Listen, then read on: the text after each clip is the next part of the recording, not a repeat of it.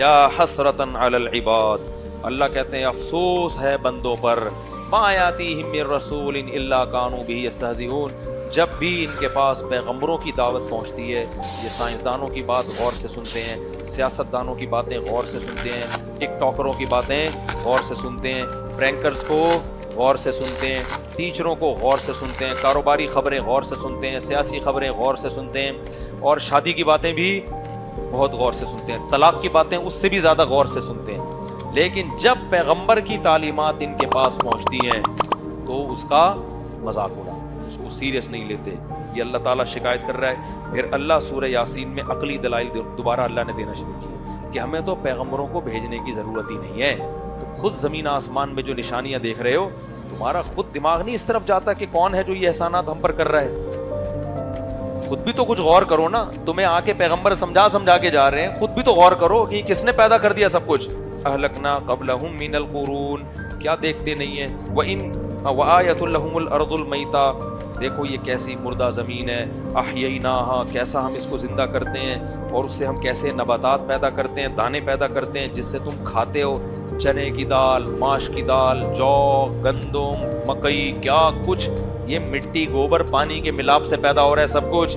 وجعلنا فیہا جنات من نخیل، کیسے ہم نے کھجوروں کے اور انگوروں کے باغات پیدا کر دیے، اور لیاکلوا من ثمرہ وما عملت ایدیہم، ان درختوں کو تمہارے ہاتھوں نے نہیں بنایا۔ آگے اللہ اپنی نعمت بیان کرتے ہیں کہ دیکھو کیسے اس نے ہر چیز کو جوڑوں کی شکل میں پیدا کیا ہے، ہر چیز میں پیئرنگ۔ یہ اگر خود بخود کائنات بنی ہوتی تو نر مادہ جوڑوں کا نظام نہ بنا ہوتا۔ بھائی خود سے کوئی چیز وجود میں آتی ایک دم ابھر کے آ گئی، میل فیمیل کا چکر ہی نہ ہوتا۔ اللہ کہتے ہیں سبحان الذی خلق الازواج کلھا، ہر کائنات کی ہر چیز میں اس نے میل فیمیل بنایا ہے، ہر چیز میں۔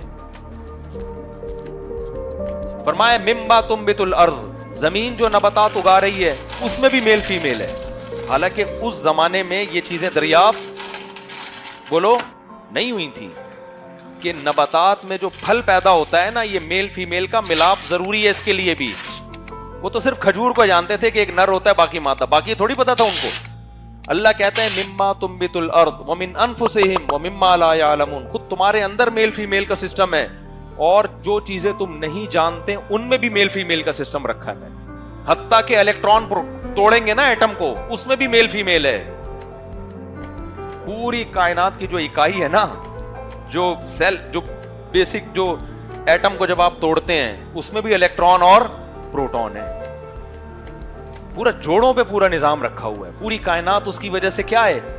بیلنس۔ ایک کے چارج بڑھ جائے ایک کا کم ہو جائے، سسٹم کیا ہو جائے گا؟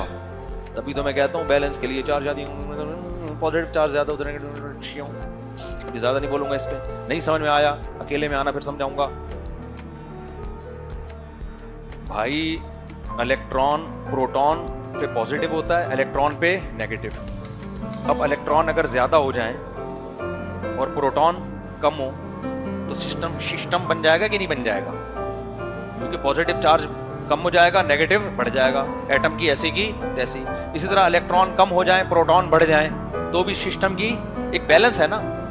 تو اسی طرح یاد رکھو ہر آدمی کا ایک بیلنس ہے کہ کس کو کتنی ہونی چاہیے۔ بہت سو کی 4 کے بغیر گزارا نہیں ہوتا، ان کو 1 دو گے سسٹم خراب ہوگا، اور بہت سے ایسے ہیں جو 1 بھی مشکل سے سنبھال پاتے ہیں، ان کو 4 تھوپ دو گے ان کا سسٹم خراب ہو جائے گا۔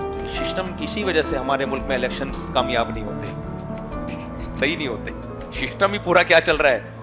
آؤٹ چل رہا ہے۔ خیر یہ ٹاپک نہیں ہے، اللہ معاف فرمائے، خواتین بہت غصہ ہوتی ہے یار ایسی فضول باتوں سے، میرے سے تو ویسے ہی ناراض ہو گئی ہیں، اب کیا کرنا ہے۔ خیر آگے ہم چلتے ہیں جلدی، بس 3-4 منٹ میں یہ جو ہے نا وہ ختم کرتا ہوں لیکچر۔ آگے اللہ تعالیٰ فرماتے ہیں وَالشَّمْسُ تَجْرِي لِمُسْتَقَرٍّ لَهَا، سورج کو دیکھو مسلسل ایک اپنے ٹھکانے کی طرف چلتا چلا جا رہا ہے، کوئی راستے میں اسپیڈ بریکر نہیں آتا۔ اور پتہ ہے سورج نظام شمسی سمیت بھی چل رہا ہے۔